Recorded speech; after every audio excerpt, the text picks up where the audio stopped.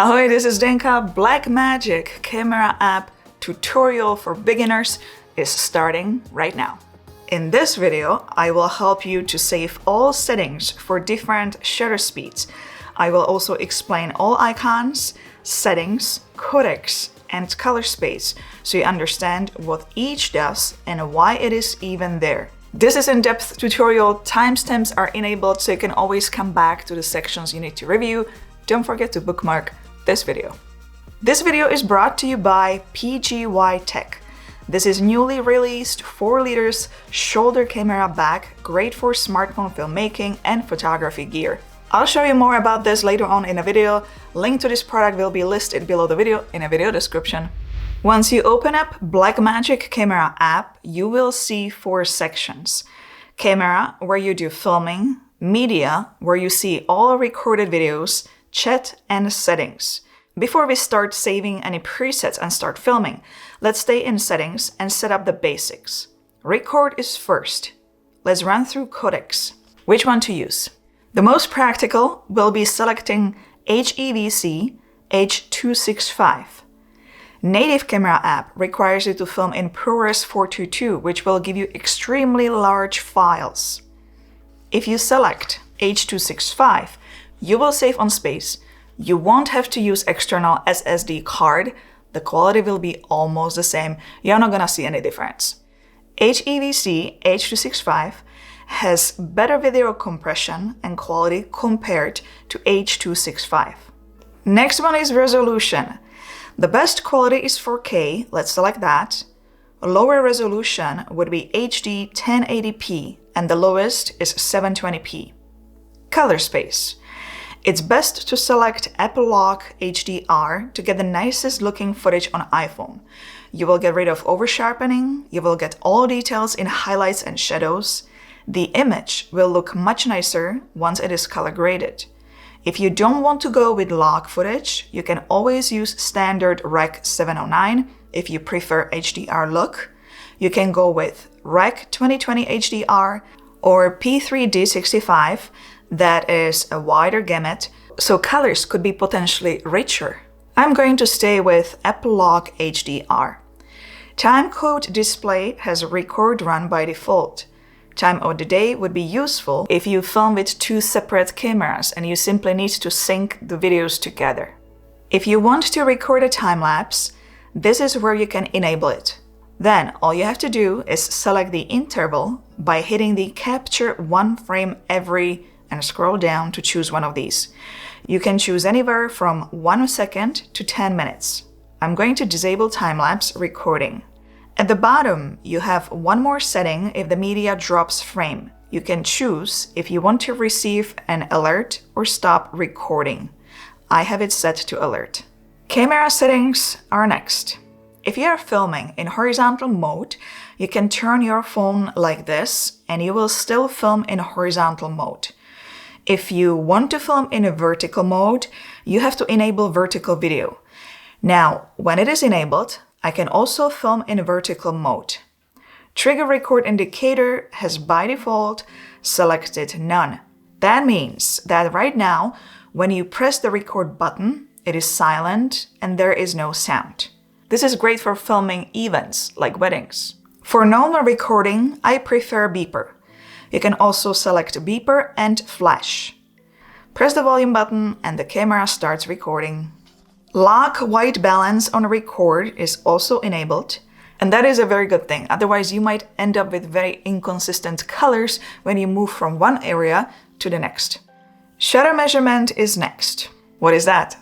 The default setting is speed.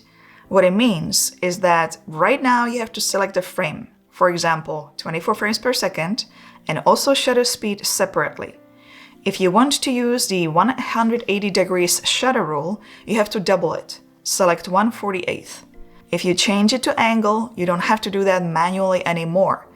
Go to Camera, choose 180 degrees, and lock it. Now, when you change frame rates to 30, for example, shutter speed will be automatically adjusted according to 180 degrees rule, and you don't have to do anything. Let's continue with camera settings. Flicker-free shutter based on has default 50 Hz selected for areas with 50 Hz power supply. If you need 60, you can change it here. If you are unsure which one to use, just test them both, look at the result, and select the better one. Lens correction is on by default. You can always turn it off if you need to. If you will be using anamorphic lens, to de-squeeze the footage, you can enable the type of the lens you have. 1.33 times or 1.55 times anamorphic lens. This way, you don't have to de-squeeze the footage in a post. It's going to be done directly here. For those who wish to use SLR lens, flip image for SLR lens is here. Lock current orientation is off by default. If you turn this on, once you turn your phone, everything is going to stay the same.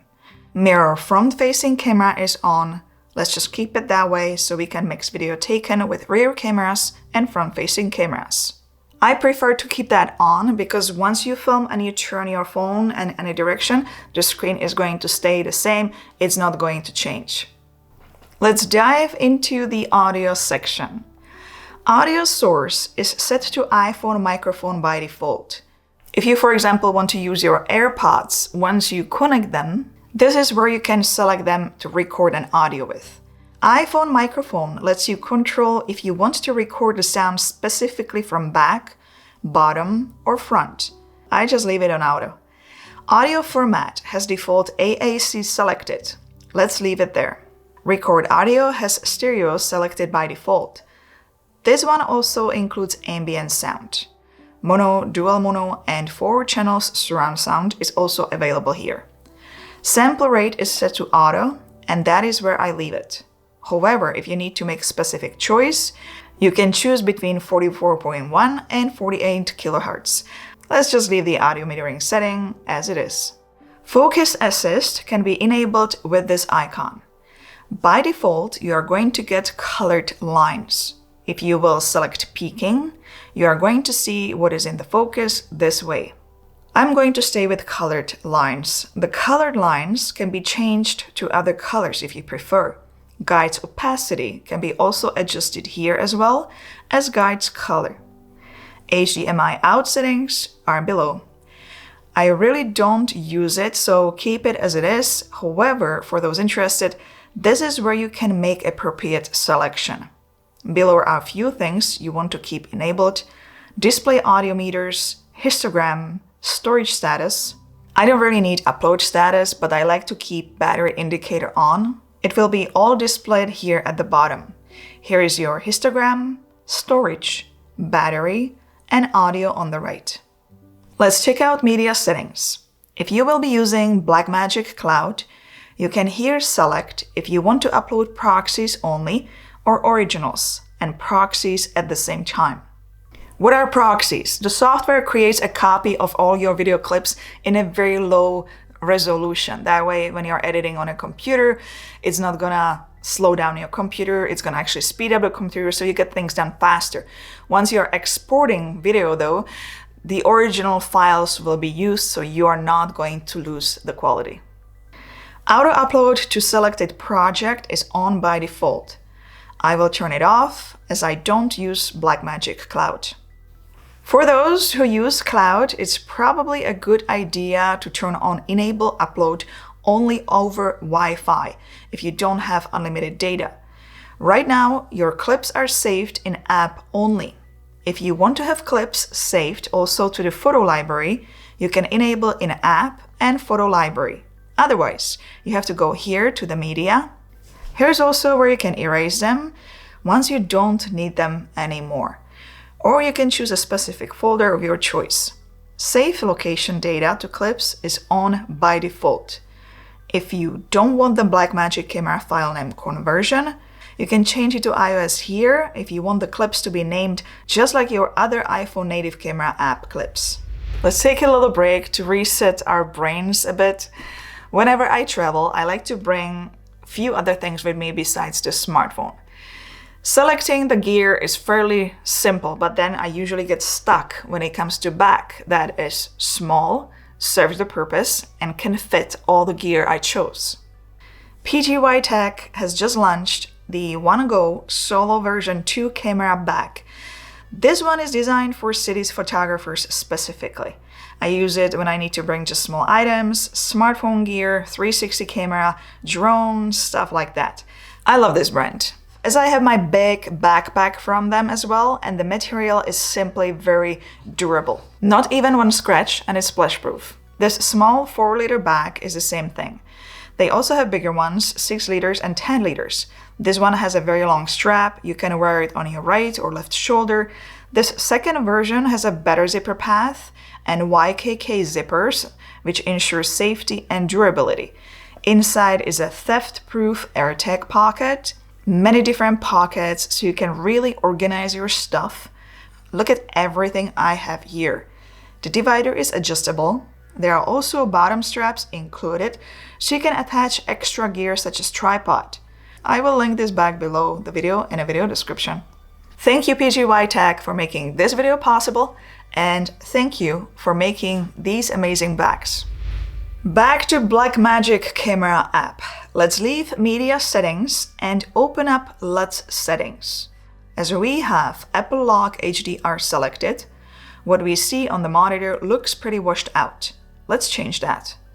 Enable Display LUT. Under LUT section, you will see Apple Lock to Rec 709. You can also import or export LUT here. Now that we enabled conversion LUT, Apple Lock to Rec 709, once you go to camera, you will see the normal video look. This is only for preview though.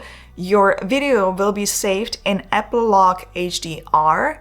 Then you will have to apply the conversion LUT in the post. If you, however, want to use this LUT to clip, so you don't have to do that in a post, enable Record LUT to clip. Below you can change the color space tag if you wish to do so. I just leave it at same as capture. Let's jump into a big section called presets. Once you hit preset selection, you will be able to save preset, import and export preset. How can you use this? Let's hit the camera interface. Let's say I'm gonna record myself here in the studio. I will record at 24 frames per second, use 180 degrees shutter rule. My main light is always set to 68%. It's a strong light.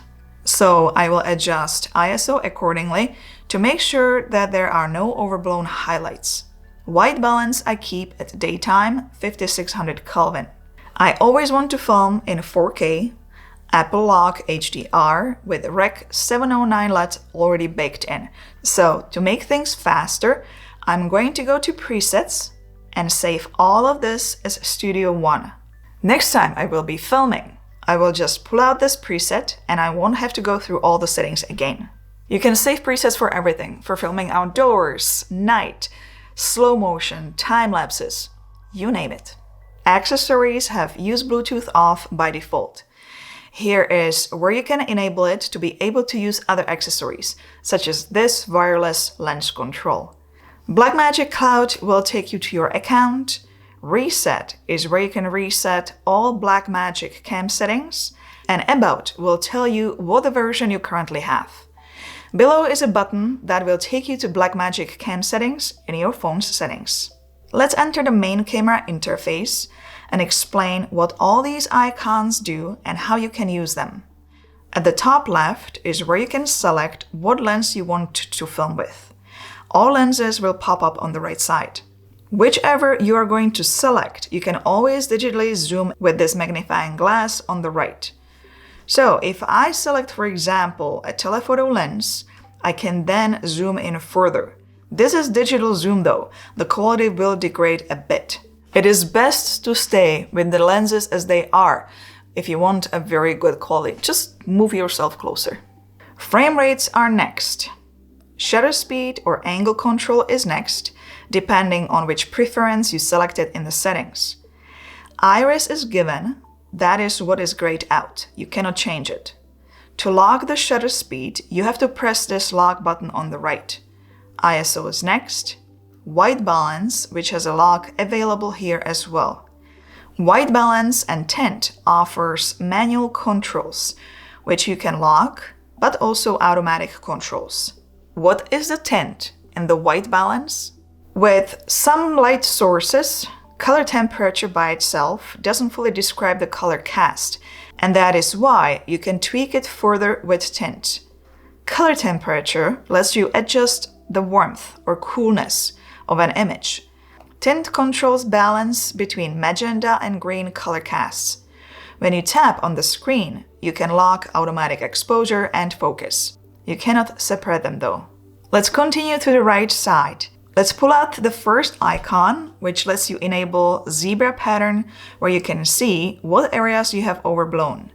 You can always adjust the sensitivity here. Next one is peaking assist. Whatever is colorful, that is in the focus. If you find it too strong, you can tone it down a bit. Next icon will take you to the grid line and other composition tools. Next section is all about aspect ratio. Depending what look you are trying to achieve, you can choose one of these aspect ratios to see a preview, which helps with framing the shot. It's only a preview though. The video will be saved in standard aspect ratio. Save area guides are next. What are they used for? These are areas on the screen where all text and import action should be kept within to ensure the information is not cropped by the viewer's display. You can customize the size. False color overlays colors to represent different exposure values. Pink represents optimum exposure for lighter skin tones, while green is good for darker skin tones, and red is overexposed. Below is where you can enable Luts preview as you are shooting, so you can see what it will look like after it has been color corrected. There are 3 ways you can focus. You can either touch to focus in area of the image, tap the screen in the area you want to autofocus, touch and hold the lock to focus an exposure, or you can tap on auto and let the camera autofocus, or you can focus manually. Auto exposure adjusts ISO and shutter angle to achieve the best exposure for your image. Simply tap anywhere on the screen. You can also adjust exposure manually. Record button is below, and then there is stabilization. You can turn it off if you will be using a tripod. You can enable standard or higher levels of stabilization. There is a tiny bit of a latency when you select cinematic and extreme. The preview on the screen will be a tiny bit behind as you move. Zoom I explained earlier, and below is where you can enter metadata. The slate lets you add additional details such as shot type or project name. Swipe left or right to change the pages. Media is where you can see all your videos you took. You have different sorting options here. At the top, you can access your phone gallery. You can select certain clips. You can turn off the sort by section and access your Blackmagic cloud. Last one is chat, where you can access your project chat in Blackmagic cloud. Give it a thumbs up if you found this video helpful. A practical project filmed with Blackmagic Camera App is on the way, so don't forget to subscribe if you are not already. If you are brand new into filming, smartphone filmmaking, feel free to check out my smartphone filmmaking course below. Questions, comments, leave them there as well, and I'll see you in the next video. Ciao, ahoy!